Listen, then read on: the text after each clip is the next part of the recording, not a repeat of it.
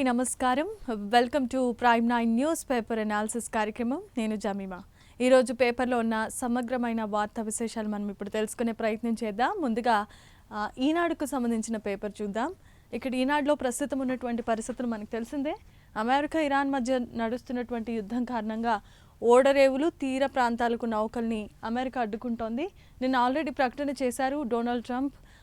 Iran కనుక అణు ఒప్పందానికి అంగీకారాన్ని తెలపకపోతే హార్మూజ్ జల్ సంధి విషయంలో మేము ఖచ్చితంగా యాక్షన్ తీసుకుంటామని చెప్పారు. అదేవిధంగా చేస్తూ ఉన్నారు. భారీగా బలగాల్ని కూడా మోహరింపచేశారు.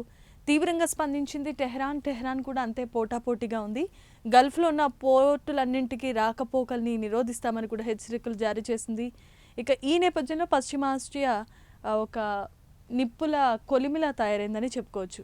ఇరాన్ మాట నిలబెట్టుకోలేదు, ఆ దేశ నౌకలన్నింటినీ పేల్చేయండి అంటూ ట్రంప్ ఆదేశాలను జారీ చేశారు. ఈ నేపథ్యంలో మరలా ఇంకొకసారి చమురు ధరలు తెర మీదకి వచ్చాయి.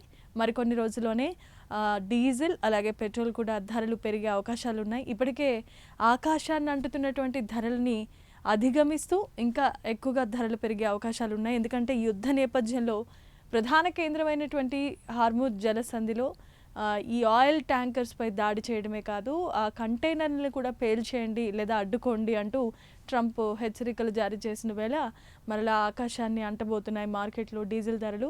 దీనికి సంబంధించి మనం అప్రమత్తంగా ఉండాలి. ఇది చాలా బ్యాడ్ న్యూస్ అనే చెప్పాలి. ఎందుకనంటే పాకిస్తాన్ మధ్యవర్తిగా వ్యవహరించిన అక్కడ జరిగినటువంటి చర్చలు ఫలితాన్ని ఇవ్వలేదు. కాబట్టి ఈ నేపథ్యంలో ఇలాంటి వాతావరణం అనేది మనకి మరొకసారి కనిపిస్తోంది. ఇక్కడ కూడా మనం చూడొచ్చు, ఢిల్లీలో మహిళా విజ్ఞాన్ భవన్కి సంబంధించి ప్రధాని మోదీ ప్రతిష్టాత్మకంగా తీసుకొచ్చిన రిజర్వేషన్ బిల్ ఇప్పుడు మనందరికీ తెలిసిందే. 33% పెంచారు. అలాగే అంకుర్ అనే పరిశ్రమలో కూడా ప్రతి ఒక్క మహిళా డైరెక్టర్ ఒకరు ఉండాలి అని చెప్పన్నారు. అలాగే పార్లమెంట్, లోక్సభ అలాగే శాసనసభల్లో కూడా మహిళలు తమ హక్కును వినియోగించుకోవాలన్నారు. ప్రతి డిపార్ట్మెంట్లో కూడా ఒక డైరెక్టర్గా మహిళలు వ్యవహరించాలని ప్రధాని మోదీ ప్రతిష్టాత్మకంగా తీసుకొచ్చిన దాంట్లో భాగంగా ఢిల్లీలో విజ్ఞాన్ భవన్లో సమ్మేళనానికి విచ్చేశారు ప్రధాని మోదీ. అలాగే అతిపెద్ద నిర్ణయాల్లో ఈ సంవత్సరం అంటే 2026-27 ఆర్థిక సంవత్సరానికి సంబంధించి మహిళా రిజర్వేషన్ బిల్ అనేది అతిపెద్ద అజెండాగా చెప్పుకోవచ్చు. మహిళలకి ప్రధాని నరేంద్ర మోదీ పెద్దపీట వేశారు అని మనం చెప్పుకోవాలి. అలాగే కొన్ని పదవులు కూడా అమలుపరచాలంటూ ప్రత్యేకమైన డిమాండ్లు వినిపిస్తున్నాయి. వారి అభిప్రాయాలను స్వీకరించి మేధోమథనం అంటే పరిశీలన చేసిన తర్వాత దాని మీద ఒక క్లారిటీ వచ్చే అవకాశం ఉంది. సరికొత్త చరిత్రకు పార్లమెంటు సిద్ధమైంది. నారీ శక్తి బంధన్ కార్యక్రమంలో ప్రధాని మోదీ ఈ వ్యాఖ్యలు చేశారు. ఇక మరోవైపు మన ఏపీ సీఎం చంద్రబాబు నాయుడు కూడా పరిశ్రమల అనుమతులు క్లిష్టతను తగ్గించాలి అంటూ ఒక సరికొత్త అంశాన్ని తెర మీదకి తీసుకొచ్చారు. 800కు పైగా ఉన్న నిబంధనలు 100 లోపునకు తీసుకురావాలంటూ సీఎం చంద్రబాబు ప్రతిపాదన చేశారు. ఏదైనా గవర్నమెంట్ అనుమతి తీసుకొని పరిశ్రమ ఒక రాష్ట్రానికి రావాలంటే దాంట్లో రూల్స్ అండ్ రెగ్యులేషన్స్లో 800 నిబంధనలు ఉంటాయి. వాటిని కుదించి 100 లోపు తీసుకురావాలని చంద్రబాబు నాయుడు వ్యూహాత్మకంగా ముందుకు వెళ్తున్నారు. చూడాలి ఏమవుతుందో. ఇక్కడ కడప హజ్ హౌస్ను నిర్వీర్యం చేసింది జగనే అంటూ ఇక్కడ ఉన్నటువంటి ఏపీ ప్రభుత్వ సలహాదారు ఎంఐ షరీఫ్ ధ్వజమెత్తారు.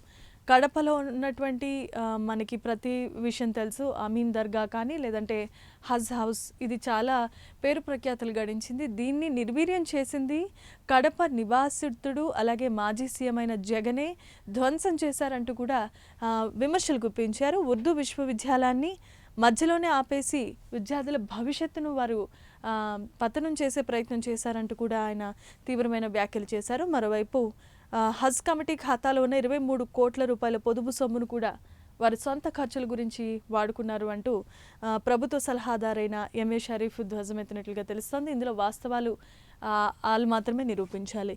ఇక మరొక విషయం ఏంటి అని అంటే ఇక్కడ మనం చూసుకున్నట్లయితే అమరావతి ఆంధ్రప్రదేశ్కి సంబంధించి ప్రత్యేక రాజధానిగా ఏర్పడింది. దీనికి ఆమోదం కూడా తెలుపబడింది. అయితే ఈ నేపథ్యంలో ఇక్కడ మనం చూడొచ్చు, ద్రౌపది ముర్ముకు పుష్పగుచ్చాన్ని అందిస్తున్నారు మన మంత్రి నారా లోకేష్. ఎందుకనంటే చంద్రబాబు నాయుడు ఒక విజనరీ లీడర్లో ఇది సాధ్యమైంది, దీనికి కేంద్రం కూడా ఎంతో సపోర్ట్నిచ్చింది అనే కృతజ్ఞత భావంతో రాష్ట్రపతి ద్రౌపది ముర్మును కలిసి ఈ పుష్పగుచ్చాన్ని అందజేశారు. అలాగే అమరావతికి చట్టబద్ధతపై కూడా రాష్ట్రపతి ద్రౌపది ముర్ము కీలకమైన వ్యాఖ్యలు చేశారు.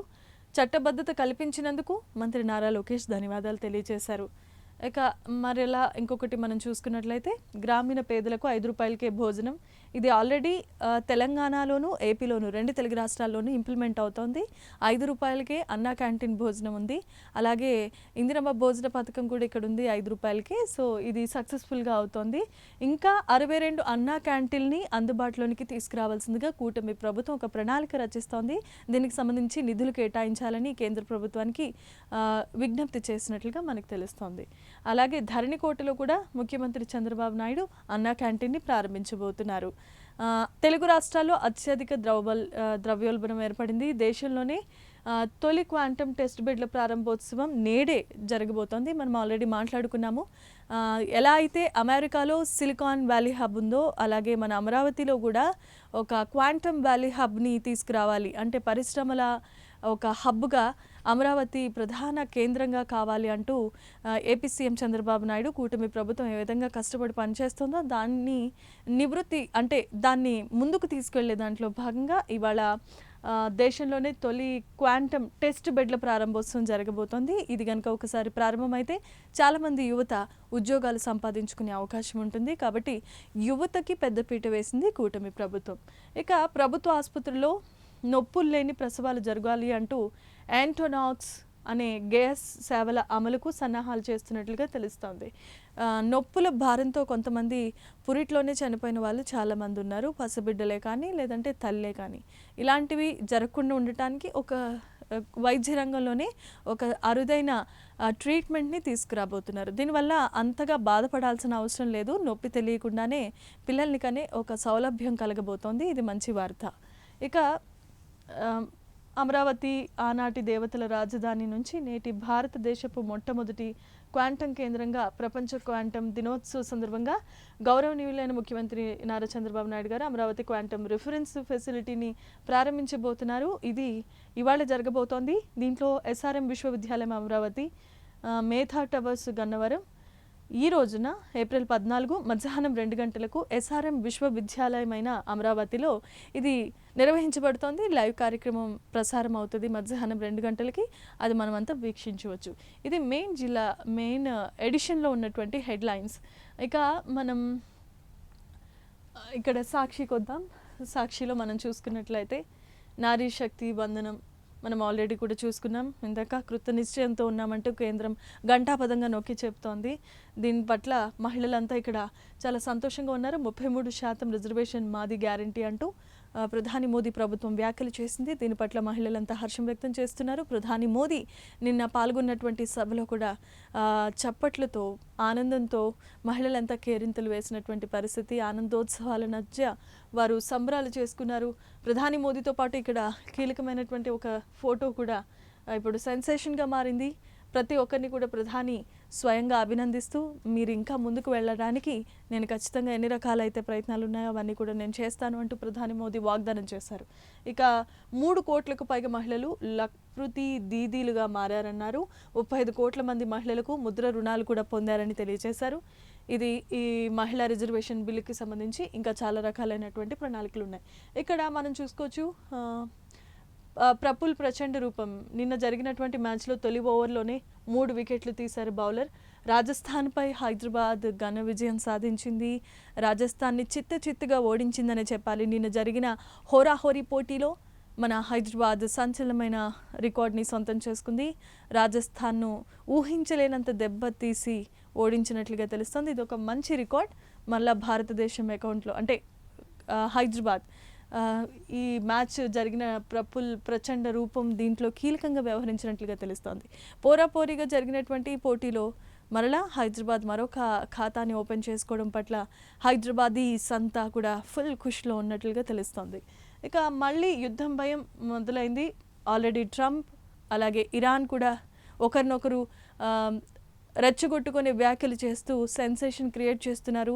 ఈ ప్రభావం అంతా స్టాక్ మార్కెట్స్పై పడుతోంది. కొన్నిసార్లు కుదేలవుతోంది, కొన్నిసార్లు సడన్గా రేజ్ అవుతుంది. అలాగే డీజిల్, పెట్రోల్ ధరలు పెరిగిపోతూ ఉన్నాయి, బంగారం పెరుగుతుంది మళ్ళా తగ్గుతుంది, నిత్యావసర వస్తువులు కూడా ధరలు పెరిగిపోతూ ఉన్నాయి. వీటి పట్ల ఇక్కడ కీలకమైన అప్డేట్ ఉన్నట్లుగా తెలుస్తోంది. సెన్సెక్స్ 703 పాయింట్లు డౌన్ అయినట్లుగా తెలుస్తోంది. మరొక పక్క క్రూడ్ ఆయిల్ ధరలు భగ్గుమంటున్నాయి. క్రూడ్ ఆయిల్ చాలా ప్రధానం, విమాన సర్వీసుల్లో దీన్ని కీలకంగా వాడతారు. ఆ క్రూడ్ ఆయిల్ ధరలు పెరగడం పట్ల ప్రతి ఒక్కరూ చాలా భయాందోళనకు గురవుతున్నారు. క్రూడ్ ఆయిల్తో పాటు మనం నిత్యం వాడుకునే డీజిల్ అలాగే పెట్రోల్ ధరలు కూడా పెరగబోతున్నాయి. ఇప్పటికే చాలా పెరిగినాయి, మరలా ఇంకా మరొకసారి పెరిగే అవకాశం కనిపిస్తుంది. చూడాలి ఏమవుతుందో. అలాగే భారత్లో మళ్ళీ ఫార్ములా 1 రేస్కు ప్రయత్నాలు జరుగుతున్నట్లుగా తెలుస్తోంది. ఆల్రెడీ ఇక్కడ తెలంగాణలో ఈ కార్ రేసుకు సంబంధించి మన బీఆర్ఎస్ వర్కింగ్ ప్రెసిడెంట్ కేటీఆర్పై ఇన్వెస్టిగేషన్ నడుస్తోంది. ఈ నేపథ్యంలోనే మరలా వచ్చే ఏడాది భారత్లో ఫార్ములా 1 రేస్ నిర్వహించేందుకు జోరుగా ప్రయత్నాలు కొనసాగుతున్నాయని కేంద్ర క్రీడల శాఖ మంత్రి మన్సుఖ్ మాండవియా తెలియజేశారు. పన్ను రాయితీలు ఇచ్చేందుకు కూడా తామంతా సిద్ధంగా ఉన్నామని చెప్పారు. ఏదైనా సరే చట్టబద్ధంగా జరిగితే ఖచ్చితంగా దేశానికి ఉపయోగకరంగా ఉంటే మేము దాన్ని స్వీకరిస్తామంటూ కూడా కేంద్ర క్రీడల శాఖ మంత్రి వ్యాఖ్యానించినట్లుగా తెలుస్తోంది. ఇక ఇంకొక వైపు చూడొచ్చు, రొయ్యల చెరువులో విషప్రయోగం జరిగినట్లుగా తెలుస్తుంది. పశ్చిమ గోదావరి జిల్లా అత్తలి మండలం ఆరవల్లిలో వైఎస్ఆర్సీపీ సీనియర్ నేత మాజీ సర్పంచ్ వెలగల అమ్మిరెడ్డికి చెందిన రొయ్యల చెరువులో గుర్తు తెలియని వ్యక్తులు విషప్రయోగం చేయడంతో సుమారు 15,90,000 రూపాయలు విలువైన రొయ్యలు మృతి చెందినట్లుగా తెలుస్తోంది. పశ్చిమ గోదావరి జిల్లా అత్తిలి, భీమవరం ఇలాంటి జిల్లాలు ప్రధానంగా రొయ్యల వ్యాపారానికి లేదా రొయ్యల చెరువులకి చాలా ఫేమస్. కానీ ఆ రొయ్యల చెరువులో విషప్రయోగం జరగడం ద్వారా దాదాపుగా మనం చూడొచ్చు, ఇక్కడ కంటికి కనిపించే అంత చెరువులో సకానికి పైగా రొయ్యలు విషప్రయోగం ద్వారా మృతి చెందాయి. ఇది చాలా తీవ్రమైన నష్టంగా పరిగణించవచ్చు. ఇప్పుడు ఉన్నటువంటి ధరలు ఒకవైపు అయితే, ఇలాంటి విషప్రయోగాల ద్వారా మనం సీ ఫుడ్ని మనం సరైన రీతిలో మనం తీసుకోలేని పరిస్థితి మనకు ఉన్నట్లుగా తెలుస్తోంది. ఇలాంటి ప్రయత్నాలు జరగకుండా ఉంటే మంచిది. పర్సనల్గా ఉన్నటువంటి కక్ష కారణ్యాలు ఎంతటి దారుణానికి దారితీస్తాయో మనం ఇప్పుడు దీన్ని బట్టి తెలుసుకోవచ్చు. ఓకే, ఇక టెక్కలిలో ఉద్రిక్త పరిస్థితి నెలకొన్నట్లుగా తెలుస్తోంది. శ్రీకాకుళం జిల్లా టెక్కలి పోలీస్ స్టేషన్ వద్ద సోమవారం ఉద్రిక్తమైన పరిస్థితులు చోటు చేసుకున్నాయి. వైఎస్ఆర్సీపీ సమన్వయకర్త పేరాడ తిలక్ను విచారణ పేరుతో గంటల తరబడి స్టేషన్లోనే ఉంచడంపై విచారణ పేరుతో పార్టీ శ్రేణులంతా స్టేషన్ ఎదుట నిరసన వ్యక్తం చేసిన పరిస్థితి. ఎవరైనా తమ అధినేతని పోలీస్ స్టేషన్లో విచారణ పేరుతో పెడితే ఖచ్చితంగా కార్యకర్తలు, అభిమానులు ఇలాగే నిరసన వ్యక్తం చేస్తారు. అదే పరిస్థితి టెక్కల్లో నెలకొంది. ఇక సింహగిరిపై తొలి విడత చందనం అరగదీత ప్రారంభమైంది. సింహాచలంలో శ్రీ వరాహలక్ష్మీ నృసింహస్వామి వారి ఆలయంలో తొలి విడత చందనం సోమవారం ఘనంగా ప్రారంభమైంది. తొలి చందనం చెక్కకు అర్చకులు శాస్త్రోక్తంగా పూజలు నిర్వహించారు. అది జరిగింది.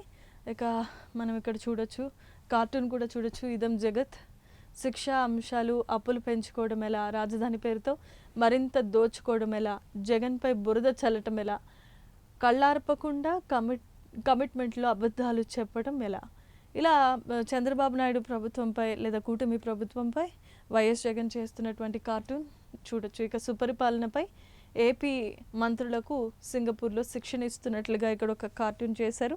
చూడాలి ఇది ఎంతవరకు నిజమో అబద్ధమో. ఇలా ఒక పార్టీపై మరొక పార్టీ బురద చల్లుకోవడం కామనే, కానీ పేపర్లో ఉన్నటువంటి ఒక అవసరమైన విషయాలు మాత్రమే మనం ఫోకస్ పెట్టాలి, అనవసరమైన విషయాలు పట్టించుకోకూడదు. ఇక మావిగన్ వారియర్స్ అమరావతి గ్రాఫిక్స్ ఇక్కడ మనం చూడొచ్చు. వీళ్ళు ఏం చెప్తున్నారు అంటే, అమరావతి రాజధానిగా పనికి రాదు, అది అసలు రాజధాని కిందకే రాదు, దాంట్లో ఎటువంటి అభివృద్ధి అనేది లేదు అంటూ వైఎస్ఆర్సీపీ పార్టీ ముందు నుండి ప్రధాన ఎజెండాగా పెట్టుకుంది. అయితే ఇప్పుడున్నటువంటి పరిస్థితులు అవన్నీ గ్రాఫిక్సే అని చెప్పి వాళ్ళు కొట్టిపారేస్తున్నారు. అమరావతిలో ఎటువంటి అభివృద్ధి జరగట్లేదు, కేవలం వాటిని ప్రజలకు ఏదో బొమ్మ చూపించే ప్రయత్నం చేస్తున్నారు తప్ప నిజానికి అక్కడ ఏమీ అభివృద్ధికి నోచుకోలేని పరిస్థితులు ఉన్నాయంటూ కూడా వారు ఇక్కడ చెప్తున్నటువంటి పరిస్థితి. ఆచరణీయమైన మావిగన్ వైపే ప్రజాభిప్రాయం ఉందంటూ వీళ్ళు చేస్తున్నారు. ఎందుకంటే వైఎస్ జగన్ రాజధాని అమరావతి పేరు కాకుండా మావిగన్ అని పెట్టండి అంటూ చేసిన సంచలన వ్యాఖ్యల పట్ల ప్రజలే కాదు చాలామంది ట్రోల్స్ చేశారు. కానీ దీన్ని కూడా వాళ్ళు పాజిటివ్గా ఆలోచించి ప్రజాభిప్రాయం దీని మీద మంచి అవగాహన ఉంది, దీనికే సపోర్ట్ చేస్తున్నారు ప్రజలని చెప్పి చేస్తున్నారు. చూడాలి ఎవరి ప్రయత్నాలు ఎలా ఉన్నా. ఆల్రెడీ అమరావతి చట్టబద్ధత కల్పించి లోక్సభలో అలాగే పార్లమెంట్లో అలాగే అసెంబ్లీలో కూడా ఆమోదాన్ని పొందింది. కాబట్టి దాన్ని ఎవరు మార్చలేరు. ఎన్ని ప్రభుత్వాలు మారినా అమరావతి రాజధానిగా ఉండి తీరుతుంది అంటూ కూడా కూటమి ప్రభుత్వం కుండబద్దలు కొట్టింది. చూడాలి. ఇక మనకి ఇక్కడ చూడొచ్చు హార్మూజ్ జల దిగ్బంధం, ఆల్రెడీ మనం దీని గురించి మాట్లాడుకున్నాము. ఇరాన్ రేవులను నిర్బంధించింది అమెరికా, వాటి నుంచి నౌకల రాకపోకలపై నిషేధాన్ని విధించారు. అయితే ఇరాన్ కూడా అంత తేలికగా ఏ విషయాన్ని తీసుకోదు, లొంగదు, చాలా మొండి వైఖరి కనపరిచేటటువంటి పరిస్థితి. కాబట్టి చూడాలి అమెరికా తీసుకున్నటువంటి ఈ స్టెప్ మళ్ళీ ఎలాంటి పరిణామాలకి దారితీస్తుందో అన్నది న్యూస్ అప్డేట్స్ ఎప్పటికప్పుడు మేము మీకు తెలియజేస్తూనే ఉంటాం.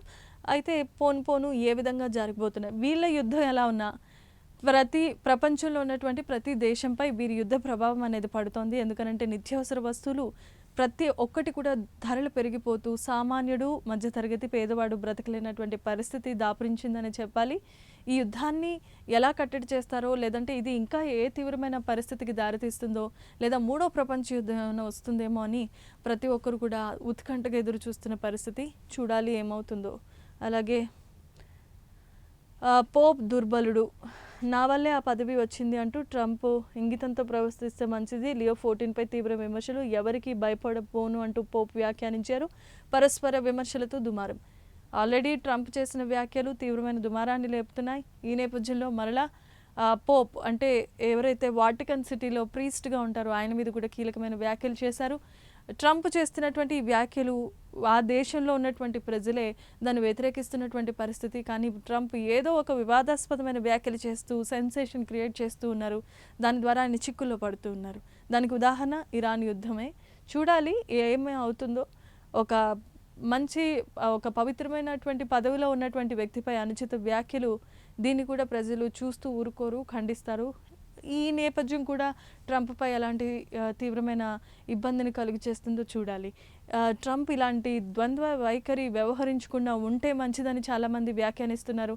కొంతమంది అమెరికా సొంత పౌరులే చెప్తున్నటువంటి విషయం ఏంటంటే, అనవసరంగా ట్రంప్ని మేము ఎన్నుకొని చాలా చెడ్డ పని చేశాము, మేము అనవసరంగా ఆయనను ఎన్నుకోకుండా ఉండాల్సింది అని చెప్పి ఇప్పుడు రియలైజ్ అవుతున్నారు. కానీ ఇప్పటికే జరగాల్సినటువంటి డ్యామేజ్ అంతా జరిగిపోయింది. చూడాలి ఏ విధమైనటువంటి రెవల్యూషన్ వస్తుందో చూద్దాం.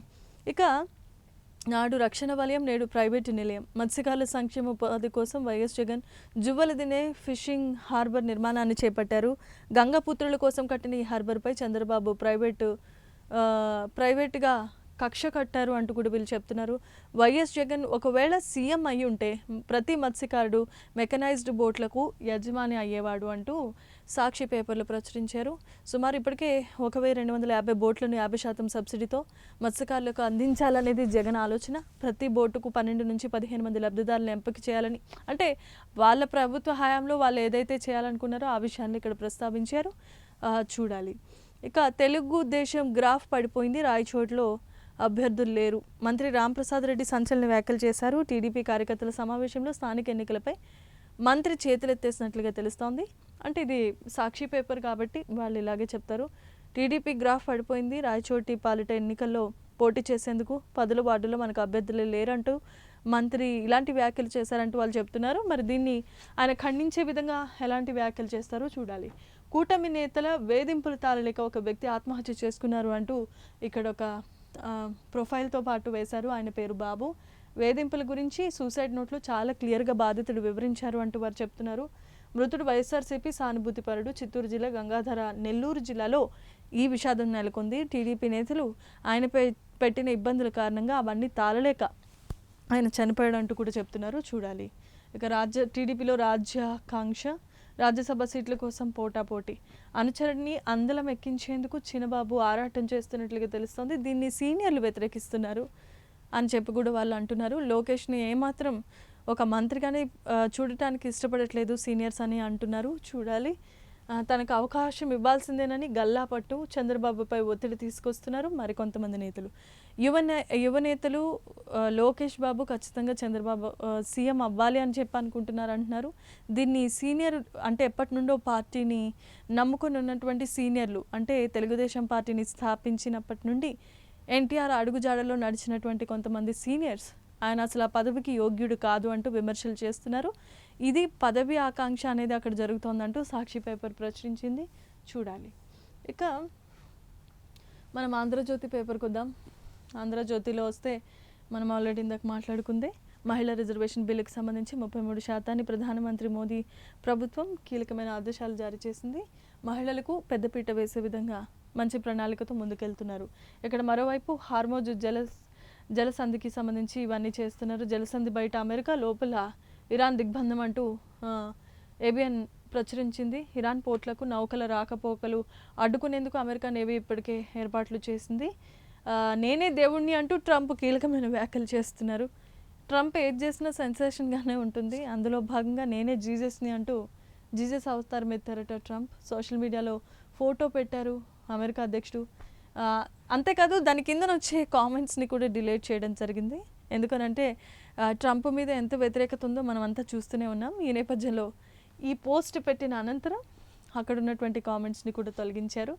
ఇక పోపు బలహీనుడు అంటూ ట్రంప్ చేశారు. మనం ఇందాక మాట్లాడుకున్నాము సాక్షిలో పోపు మీద, అంటే ఒక పవిత్రమైనటువంటి ఒక దేవస్థానానికి ఒక అధిపతిగా ఉన్నటువంటి పోప్ మీద ట్రంప్ ఎలాంటి వ్యాఖ్యలు చేశారు అనేది అందరూ ఆలోచించవలసిన విషయము. ఎందుకనంటే ఒక మంచి పదవిలో ఉన్నటువంటి ఆయన ఒక పవిత్ర స్థానానికి లేదా ఒక దేవాలయానికి కానీ ఒక చర్చికి కానీ అధిపతిగా ఉన్న వారి మీద ఎలాంటి వ్యాఖ్యలు చేయకూడదు. కానీ ఈ నేపథ్యంలో ట్రంప్ చేసినటువంటి వ్యాఖ్యలు ప్రతి ఒక్కరి మనోభావానికి సంబంధించింది. ముఖ్యంగా అమెరికాలోనే most of the population occupied with క్రిస్టియన్స్కి ఎంతో పవిత్రమైనది, మనం చెప్పుకోదగ్గది వాటికన్ సిటీలో పోప్కి ఇచ్చేటటువంటి విలువ చాలా గొప్పది. అది దేశ అధ్యక్షుడికి కూడా లేనటువంటి విలువనిస్తారు. అలాంటి ఒక మంచి పవిత్రమైన స్థానాన్ని కలిగి ఉన్నటువంటి పోప్ మీద ట్రంప్ చేసిన వ్యాఖ్యలు ఆయనకే మరలా ఎసరు పెట్టేటట్టుగా ఉన్నాయి. చూడాలి దీని మీద ప్రజలు ఏ విధంగా రియాక్ట్ అవుతారు. ట్రంప్ అంటే భయం లేదంటూ కూడా పోప్ చెప్తూ ఉన్నారు. వారిద్దరి నడుమ మాటల యుద్ధం కొనసాగింది. ఇరాన్ యుద్ధ విషయంలో ట్రంప్ తీరుపై పోప్ విమర్శలు చేశారు. ఇరాన్ యుద్ధం అకారణంగా మీరు చేసినటువంటి యుద్ధం మంచిది కాదు అంటూ ఆయన మంచిని ఉద్దేశించి చేసినటువంటి ఆయన ప్రసంగం ఈయనకి నచ్చలేదు. వెంటనే ఇలా మాట్లాడారు. వ్యక్తిగత విమర్శలకు ట్రంప్ దిగారు. ఆయన చేసిన మామూలు మంచి గురించి చెప్తే ఎవరికి నచ్చదు కాబట్టి వెంటనే ఆయన వ్యక్తిగత విషయాల మీద బాణాన్ని సంధించినట్లుగా తెలుస్తుంది. చూడాలి ఈ వివాదం ఎంతవరకు వెళ్తుందో. ఇక మరొక వైపు తమ జోలికి వస్తే దేశంలో పోర్టులకు రక్షణ ఇవ్వమంటూ కూడా ఇరాన్ ప్రకటించింది. ఇప్పటికే హార్మోజ్లో ఇతర దేశాల నౌకలు రాకపోకలు నిలిపివేసింది. జలసంధి పూర్తిగా దిగ్బంధం అయిపోయినట్లుగా తెలుస్తుంది. ఒక మన ఇండియా, చైనా, కొన్ని దేశాలకి మాత్రమే అనుమతుల ఆంక్షలు లేవు. చూడాలి. ఇక ద్రౌపది ముర్ముకు పుష్పగుచ్చం అందజేశారు మంత్రి లోకేష్. ఎందుకనంటే మనకు అందరికీ తెలుసు అమరావతికి ఇప్పటికే కేంద్ర ప్రభుత్వం ఆమోదాన్ని తెలిపింది కాబట్టి ఆ కృతజ్ఞతతో రాష్ట్రపతి ద్రౌపది ముర్మును మర్యాదపూర్వకంగా కలిసినటువంటి మంత్రి లోకేష్ పుష్పగుచ్చాన్ని అందజేశారు. రైతుల త్యాగ ఫలితమే అమరావతి, పోరాడి సాధించుకున్న మెట్టకేలికి ఇన్ని సంవత్సరాలకి ఆంధ్రప్రదేశ్కి ఒక రాజధాని వచ్చిందని సంతోషాన్ని వ్యక్తం చేశారు. ట్వీట్ కూడా చేశారు. ఇక జగన్కు ఆత్మాహుతి దళంలా ఉంటాం, ఆయన ఏం చెప్తే అదే చేస్తామంటూ ఉద్ఘాటన. వీకెండ్ కామెంట్లో చెప్పింది అదే కదా అంటూ మిథున్ రెడ్డి చెప్పిన ఒక కామెంట్ని వేరేలాగా వీరు ఏబిఎన్ ఆంధ్రజ్యోతిలో చెప్పారు. జగన్ ఏం చెప్తే అదే చేస్తాము, ఇది జగన్కి అత్యంత సన్నిహితుడు ఎంపీ మిథున్ రెడ్డి బల్లగుద్ది మరి చెప్పిన విషయం. వీకెండ్ కామెంట్లో రాసింది అదే కదా. జగన్ అమరావతి అంటే అమరావతి అంటారు, 3 రాజధానులు అంటే 3 రాజధానులు అంటారు. అంటే వాళ్ళు సై అంటే సై అంటారు, తానా అంటే తందానా అంటారు అని వారి గురించి చెప్తూ ఉన్నారు. ఇది మరి దీనికి మిథున్ రెడ్డే సమాధానం చెప్పాలి, దీన్ని వారు ఖండించాలి. ఇక్కడ మనం చూస్తున్నాం క్వాంటమ్, మనం ఆల్రెడీ అమరావతిలో క్వాంటమ్ వ్యాలీ హబ్ అనేది ఏర్పాటు చేస్తున్నారు. ఈరోజు అది అవ్వబోతోంది. దీన్ని ఆంధ్రప్రదేశ్ జాతికి అంకితం చేయబోతున్నారు సీఎం చంద్రబాబు. ఇవాళ మధ్యాహ్నం 2 గంటలకు జరగబోయేటటువంటి క్వాంటమ్ వ్యాలీ హబ్లో మొదటి సెరమనీ అనేది స్టార్ట్ అవుతుంది. సక్సెస్ఫుల్గా స్టార్ట్ చేస్తున్నారు. దీనికి సంబంధించిన ఏర్పాట్లను ఇప్పుడే అధికారులు సక్సెస్ఫుల్గా అవన్నీ కంప్లీట్ చేశారు. ఆయన వచ్చిన తర్వాత ఏపీ సీఎం చంద్రబాబు నాయుడుతో పాటు డిప్యూటీ సీఎం పవన్ కళ్యాణ్, మంత్రి నారా లోకేష్తో పాటు ఇతర మంత్రులు కూడా ఆ సభలో పాల్గొంటారు. దీనికి సంబంధించి ఇప్పటికే ఏర్పాట్లన్నీ పూర్తయ్యాయి. ముఖ్యంగా యువతకి ఉద్యోగాన్ని కల్పించే దిశగా ఏర్పాట్లు జరుగుతున్నాయి. చూడాలి. ఇక నల్లమల సాగర్తో ఎగువ రాష్ట్రాలకు నష్టమే లేదంటూ చెప్తూ ఉన్నారు. జిఆర్ఎంబీ చైర్మన్కు ఆల్రెడీ దీనికి సంబంధించి విషయాలు ఉన్నాయి. చూడాలి. గోదావరి ప్రాజెక్టులపై ఒక అవగాహన వచ్చాకే నిర్ణయం తీసుకుంటామంటూ కూడా గ్యాంబా ప్రకటించింది. ఇక్కడ మనం చూడొచ్చు ఇన్విటేషన్ కార్డ్. అమరావతి వేదికగా జరగబోతున్నటువంటి ఈ అమరావతి క్వాంటమ్ రిఫరెన్స్ ఫెసిలిటీకి సంబంధించి ప్రారంభోత్సవం. ఇది సమయం మనం చూడొచ్చు ఏప్రిల్ 14, 2026 మధ్యాహ్నం 2 గంటలకు. వేదిక SRM విశ్వవిద్యాలయం అమరావతి. సో ఇవి ఇక్కడ ఉన్నటువంటి విషయాలు. ఇక్కడ మనం చూసుకుంటే V6 కుద్దాం. V6లో ఏమని ఉన్నాయో చూద్దాం. ఇక్కడ ఎండాకాలం వచ్చేసింది. ఇప్పటికే ఉదయం 5 గంటల నుండే ఉక్కపోత అనేది ప్రారంభమైతే 7 గంటల నుండి సూర్యుడు భగభగా మండే ఎండలతో సాయంత్రం 6 గంటల వరకు కూడా తన తీవ్రమైన ఎండ ప్రతాపాన్ని చూపిస్తూ ఉన్నారు. ఇది 2 తెలుగు రాష్ట్రాల్లోనే నెలకొన్నటువంటి పరిస్థితి. ప్రజలు ఇప్పటికే ప్రత్యామ్నాయ మార్గాలు ఎన్నుకుంటూ ఉన్నారు. అయినా సరే వాళ్ళు పడ్డటువంటి కష్టానికి ఎలాంటి ఇది లేదు. ఇప్పుడు ఉన్నటువంటి ప్రజెంట్ సిచ్యువేషన్లో రాష్ట్రంలో 42 డిగ్రీలు ఉష్ణోగ్రతలు దాటాయి. కాబట్టి ప్రతి ఒక్కరు కూడా అప్రమత్తంగా ఉండండి. మంచి పానీయాల్ని స్వీకరించండి. అలాగే కొబ్బరి బొండాలు, లేదంటే పుచ్చకాయలు, మజ్జిగ, ఇలాంటి చల్లటి కూల్ డ్రింక్స్ జోలికి వెళ్లకుండా ఇలాంటి ఆరోగ్యకరమైనటువంటి పానీయాలు తీసుకోండి. పని ఉంటేనే తప్ప బయటికి రావద్దు, అనవసరంగా బయట తిరగొద్దు అంటూ ఇప్పటికే వైద్య నిపుణులు అలాగే అధికారులు కూడా సూచిస్తూ ఉన్నారు. 42 డిగ్రీలు అంటే చాలా కష్టమైనటువంటి పరిస్థితి. దీనివలన మనం నీరసించిపోవడమే కాదు, చాలా రకాలైన వ్యాధులకి కూడా గురయ్యే అవకాశాలు ఉంటాయి. కాబట్టి జాగ్రత్త. ఇక నారీ శక్తి వందన్కి సంబంధించింది మనకు తెలుసు. 33% రిజర్వేషన్ బిల్లుకు సంబంధించి ఇప్పటికే మంచి ప్రణాళికతో ఉంది కేంద్రం. దీని పట్ల మహిళలంతా హర్షం వ్యక్తం చేస్తున్నారు. ఇంకా మిగతా వాటికి కూడా చరిత్ర సృష్టించే విధంగా మంచి ప్రణాళికతో ముందుకు వెళ్తోంది కేంద్ర ప్రభుత్వం. ఇక్కడ డీలిమిటేషన్లో పర్సంటేజీలు కాదు, నెంబర్ ముఖ్యం అంటూ ఇక్కడ తెలంగాణ సీఎం రేవంత్ రెడ్డి అధికారుల సమావేశంలో సీట్ల పునర్విభజనపై నాది హైబ్రిడ్ మోడల్ అంటూ సీఎం రేవంత్ వ్యాఖ్యలు చేశారు. దీని మీద చూడాలి ఏమవుతుందో. తెలంగాణ సీఎం కూడా ఇప్పుడు ఎన్నికలు దగ్గరికి వస్తున్న వేళ మంచి ప్రణాళికతో పథకాలతో ముందుకు వెళ్తూ ఉన్నారు. ప్రజలను ఆకర్షించే విధంగా ఏ విధమైనటువంటి నిర్ణయం తీసుకున్నా మంత్రులతో చర్చించి మీడియా ముఖంగా అన్ని విషయాల్ని తెలియజేస్తూ ఉన్నారు. దాంట్లో భాగమే డీలిమిటేషన్. అది పర్సంటేజీలు కాదు, నెంబర్ మాత్రమే ముఖ్యము అంటూ ఆయన చెబుతూ ఉన్నారు.